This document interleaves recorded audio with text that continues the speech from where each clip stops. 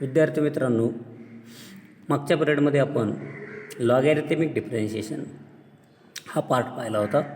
आज आपण implicit function किंवा या इम्प्लिसिट फंक्शनचं डेरिव्हेटिव्ह कसं काढायचं हे आपण याच्यामध्ये functions can be represented in variety of the ways. आपल्याला माहीत आहे की फंक्शन्स वेगवेगळ्या प्रकारे आपण लिहू शकतो. व्हेरियस फॉर्ममध्ये फंक्शन्स लिहू शकतो. या इम्प्लिसिट फंक्शनसाठी आपण कन्सिडर केलं की equation y is equal to F of X. फक्त function only y in variable X आहे. समजा मी हे इक्वेशन कन्सिडर केलं की y is equal to F of X or X is equal to G of Y.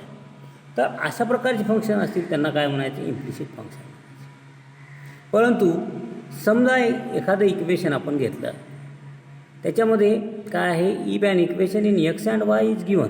X आणि वायचे function दिलेले आहेत, परंतु but X is not explicit or Y is not explicit function, दोन्ही एक्सप्लिसिट नसतील तर आपण काय म्हणू की या फंक्शनला इम्प्लिसिट फंक्शन.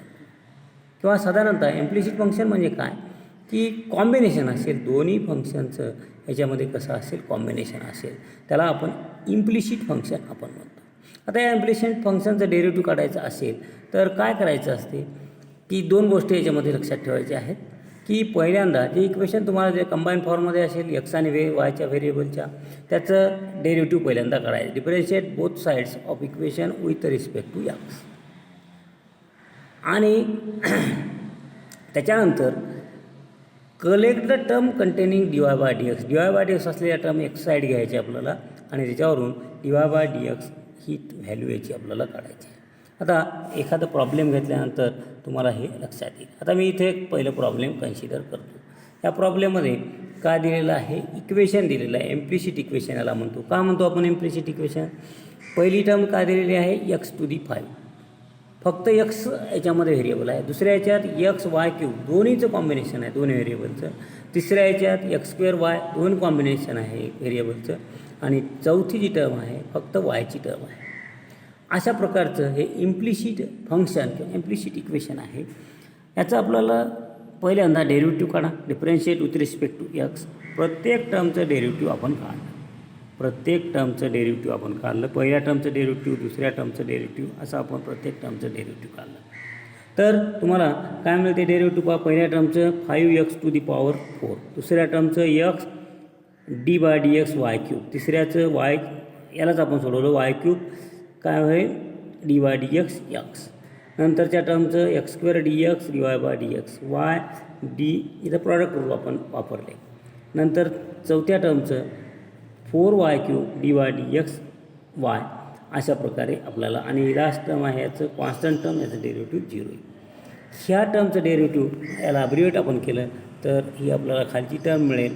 काय आहे याच्यामध्ये? 5x to the power 4 plus x 3y square d Y by D x plus y cube 1 plus x square d Y by D x plus y into 2x plus 4y cube D Y by D x. आता याच्यामध्ये d Y by d एक्सच्या term एका साईडला आणल्या. ज्या टर्ममध्ये d Y by D x आहे त्या टर्म एका साईडला घेतल्या. X square d Y by D x plus 3x y square d Y by D x plus 4y cube D Y by D x is equal to minus 5x to the 4 power 4 minus 2xy minus x cube. याच्यामध्ये आपण d Y by d एक्सच्या term काय घेतलेल्या आहेत? D Y by D x ह्या term आपण एका साईडला घेतल्या आणि याच्यातून d Y by D x आपण कॉमन काढलं. D Y by D x common काढलं तर आपल्याला ही टर्म अशा प्रकारे इथं मिळेल. त्याच्यानंतर आपल्याला काय करायचं आहे की D Y by D x he term एक साईडला ठेवा आणि ही उरलेली टर्म या साईडला गेल्यानंतर आपल्याला इक्वेशन मिळेल. D Y by D x equal to minus 5 raise to x raise 5 into x raise to 4 plus 2xy plus y cube upon x square plus 3x y square plus 4y cube. तर हे काय झालं याचं answer. अशा प्रकारे आपण या terms काय केलेल्या आहेत? कन्सिडर केलेल्या आहेत. तर इम्प्लिसिट फंक्शनचं डेरिव्हेटिव्ह अशा प्रकारे आपल्याला काढायचं आहे. त्याच्यानंतर दुसरं प्रॉब्लेम मी इथं कन्सिडर करतो. दुसऱ्या प्रॉब्लेममध्ये पहा असे वेगवेगळे प्रॉब्लेम्स आपण कन्सिडर केले. एक्झाम्पल 2 समजा मी इथं घेतलं की या इम्प्लिसिट फंक्शनचा यूज करून आपण हे प्रॉब्लेम आता मी सोडवतो. काय पहा, फाइंड प्रॉब्लेम आहे. Find x to the power m plus into y to the power n is equal to x plus y to the power m plus 1. Then prove that dy by dx is equal to y by x. आता हे पहिली term लक्षात घ्या, x आणि y variable कॉम्बिनेशनमध्ये आहे म्हणून आपण implicit म्हणतो. दुसरी टर्मसुद्धा x प्लस y आहे, कॉम्बिनेशनमध्ये आहे, याला आपण अशा प्रकारे इम्प्लिसिट फंक्शन आपण म्हणतो. या इम्प्लिसिट फंक्शनचं आता इथे इम्प्लिसिट आहे, पॉवरमध्ये टर्म आहेत म्हणून पहिल्यांदा आपण काय करू, लॉग काढू. याचं टेकिंग लॉग बोथ साईड्स. आपलं याचं लॉग काढलं तर या साईडला लॉग घ्या, या साईडला लॉग घ्या आणि लॉगचे रूल वापरले तर ही टर्म मिळते m log x plus n log y आणि m plus n log x plus y. आणि आता याला डिफरेन्शिएट करा. Differentiate with respect to x. प्रत्येक टर्मचं डिफरेन्शिएशन काढायचं. प्रत्येक टर्मला डिफरेन्शिएट करू आपल्याला काय मिळते, m बाय x इथे मिळेल. त्याच्यानंतर मिळेल n by y d y by dx. त्याच्यानंतर या साईडला m plus n upon x plus y into d by dx x plus y. त्याच्यानंतर m बाय x इथं n by y d y by dx आणि या टर्ममध्ये m plus n upon x plus y आणि 1 plus d Y by dx असे. D Y by dxच्या term एका साईडला आणल्या मी. इथं डी वाय बाय dxच्या टर्म पहिल्यांदा आपण कन्सिडर केल्या आणि ही टर्म एका साईडला आणली तर आपल्याला ही टर्म डी वाय बाय dxची टर्म एका साईडला आणली तर आपल्याला इक्वेशन अशा प्रकारे मिळेल की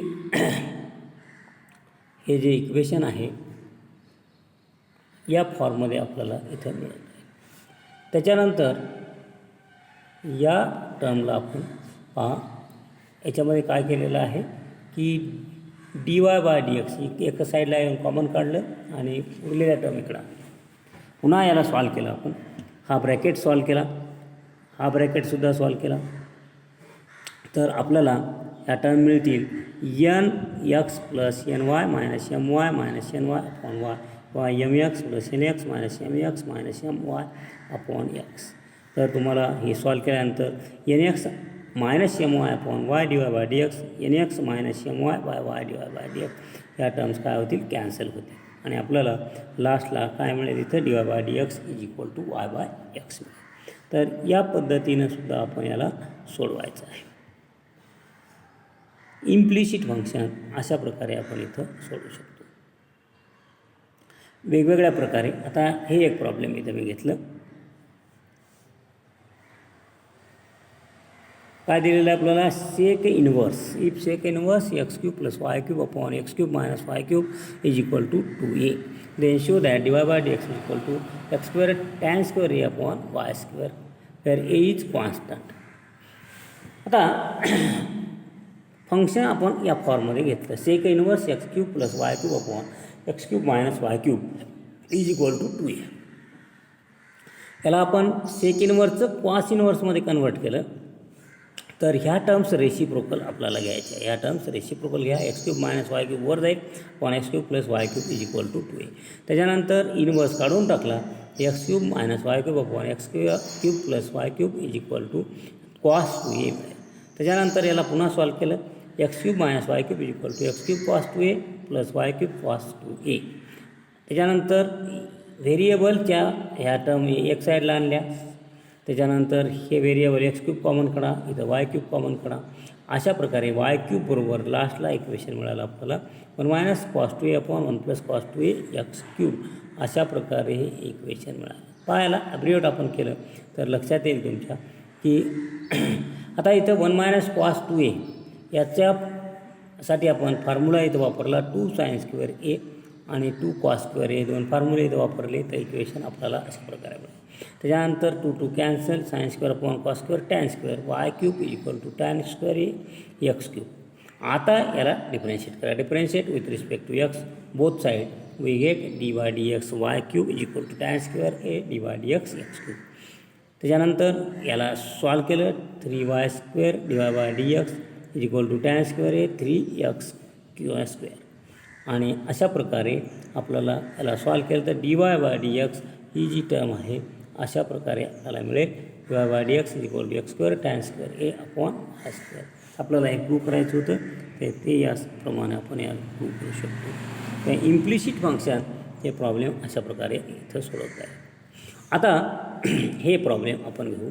या प्रॉब्लेममध्ये काय दिलेलं आहे पहा, y बरोबर √tan x plus dash infinity. Then show that dy/dx = sec² x/2y - 1.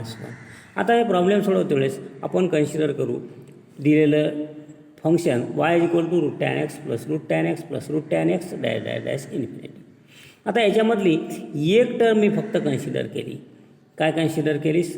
पहिल्यांदा आपण याचा स्क्वेअर करू. काय कन्सिडर केलं आपण याचा स्क्वेअरिंग बोथ साईड स्क्वेअर केला तुमच्या लक्षात येईल इथं y² होईल आणि इथं हा स्क्वेअर एक निघून जाईल tan x आणि काय असेल इथं tan x plus √tan x infinity.